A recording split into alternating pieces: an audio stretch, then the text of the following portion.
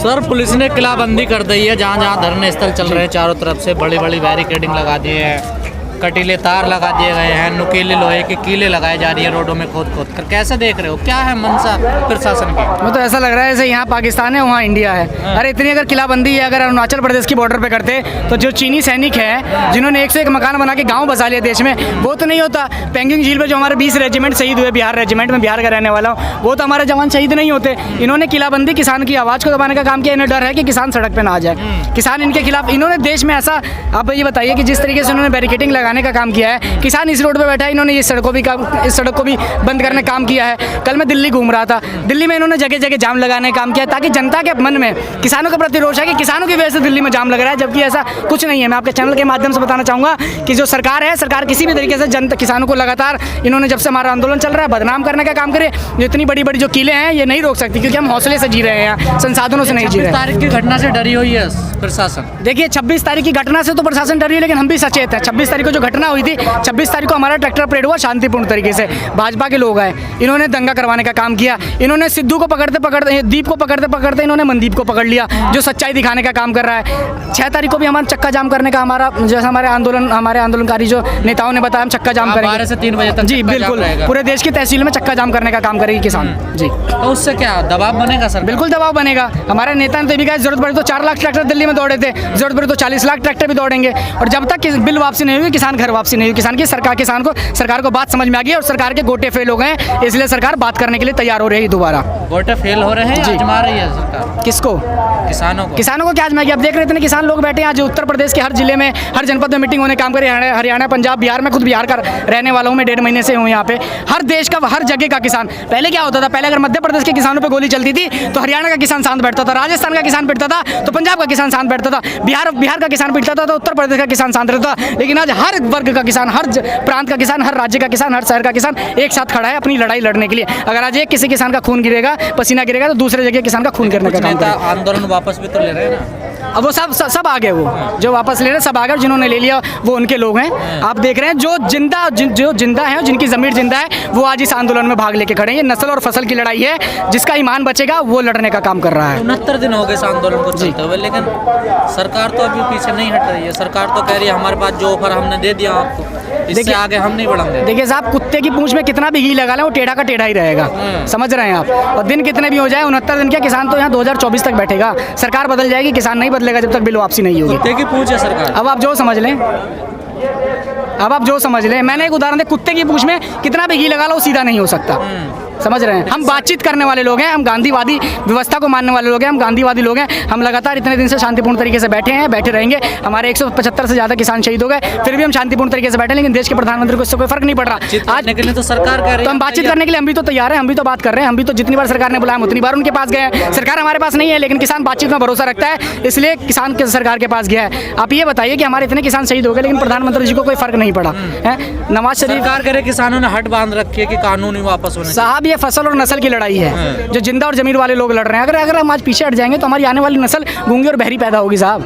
इन्होंने जब सरकारी जमीन, कल बजट में सुना आपने कि सरकारी जमीन बेच रही है, तो क्या किसानों की जमीन नहीं बेचेगी? अरे ये वो लोग हैं जिन्होंने बुलेट ट्रेन का सपना दिखा के भारतीय रेल बेच दिया, तो कृषि बिल का सपना दिखा के हमारा खेत नहीं बेच देंगे? आप खुद समझिए। बजट में तो कल कहा है कि बजट में आप देखिए, बजट में इन्होंने देश के संसाधनों को बेच दिया। इन्होंने वो नवरत्न कंपनियां बेची है जो आज़ादी के बाद देश का अर्थव्यवस्था संभाल रहे थे, तो देश के लोगों को रोटी देने का काम कर रहे थे। और विपक्ष की सरकार में अगर ये नवरत्न कंपनी घाटे में जाती थी तो ये वही चोर थे जो दिल्ली में जाके धरना देने का काम करते थे। आज इन लोगों ने देश की सड़कें बेच दी, खेल के मैदान बेच दिए, तेल बेच दिया, गैस बेच दिया। अरे क्या क्या बेचेंगे? इनका बस चले तो ये हमारी सांसें बेच देंगे। कल के बजट से खुश नहीं है? बिल्कुल, कौन खुश है? इनके लोग ही कह रहे हैं कि हमने पूंजीपतियों को, सरकार ये पूंजीपतियों की सरकार है, कॉर्पोरेट्स की सरकार है। जिस तरीके से साहब ने कहा था कि जरूरत पड़ी तो मैं झोला उठा के चला जाऊंगा, तो साहब तो चले जाएंगे, साहब का कोई नहीं। यहाँ तो जितने लोग हैं इनकी नस्ल है, ये नस्ल के लिए बैठे। हमें कहीं नहीं जाना, हमारा भारत देश है, हम यहीं रहेंगे। LIC एक ऐसी कंपनी ही देश, सरकार अपनी हिस्सेदारी बेचने का काम कर रही है इसमें। जब भी देश में मुसीबत आई, LIC सामने खड़ी रहती थी, आर्थिक स्थिति जब आती थी। लेकिन कल सरकार ने कहा है कि 49% से 74% वो शेयर दे रहे हैं। सरकार पूंजीपतियों को बेचने का काम कर रहे हैं। अरे इनका में बस चले ना, मैं कह रहा हूँ हमारी सांसें बेच देंगे ये लोग अगर आज हम नहीं लड़े। मैं आम आदमी को बताना चाहूँगा, राहत इंदौरी साहब ने एक शेर कही थी कि लगेगी आग तो जलेंगे कई घर, यहाँ सिर्फ हमारा मकान थोड़ी है। तो जितने लोग घर में बैठे इन लोगों को सचेत होना चाहिए। आज सिर्फ यहाँ किसान बैठा है धरने में, आप कुछ दिनों में देखेंगे कि देश का हर एक वर्ग आके हमारे गाजीपुर आंदोलन को सपोर्ट कर रहे हैं। महीने से पहले से लगा आग तो 2014 से लग रही है। देश का किसान जो समझेगा, देश का नौजवान, देश का किसान, देश का हर वर्ग धीरे धीरे समझ रहा है। इन्होंने जाति और धर्म के नाम का ऐसा चश्मा लोगों पे पहना रखा है कि लोगों को इन्होंने अंधा और बहरा कर दिया था। लोग पहनना चाहते तभी पहना रहे। लोग अब समझ गए हैं, लोग अब समझ गए। इन्होंने हमेशा रूल एंड डिवाइड करने का काम किया है। ये इन्होंने हिंदू मुस्लिम करा है, अब इन्होंने हिंदू सिख करने का प्रयास किया। विवेकानंद से बड़ा कोई हिंदू नहीं है। अरे इन्होंने विवेकानंद जी की वैचारिक हत्या करने का काम किया है। विवेकानंद ने 1893 के धर्म संसद में कहने का काम किया था कि पूरब के लोगों को रोटी की जरूरत है, धर्म की जरूरत नहीं है। धर्म उनके पास बहुत है, लेकिन धर्म के रोटी के नाम पे अगर कोई उनके हाथ में पत्थर या मंदिर देने का काम करता है तो जनता का अपमान करने का काम करता है। साहब ने क्या किया? अगर आज हम रोजगार की बात करें तो ये मंदिर की बात करते हैं, आज हम सड़क की बात करें या मंदिर की बात करते हैं, आज हम अस्पताल की बात करें मंदिर की बात करते हैं। मंदिर से हमारा पेट भरेगा क्या? जनता वही चाहती है ना। जनता नहीं चाहती, जनता समझ चुकी है। जब जनता वोट इसी मुद्दे पे देती है। देखिए बिहार में चुनाव हुआ, मैं बिहार का रहने वाला हूँ। बिहार में चुनाव हुआ, तेजस्वी यादव बहुमत से जीत रहा था, आरजेडी जीत रही थी। एक आदमी ने इनके 30 हेलीकॉप्टर को पीछे छोड़ दिया, लेकिन इन्होंने क्या किया? इन्होंने ईवीएम से जीता। ईवीएम से लड़ाई लड़ने की जरूरत है। सर आप ईवीएम पे ठीकरा फोड़ देते हैं।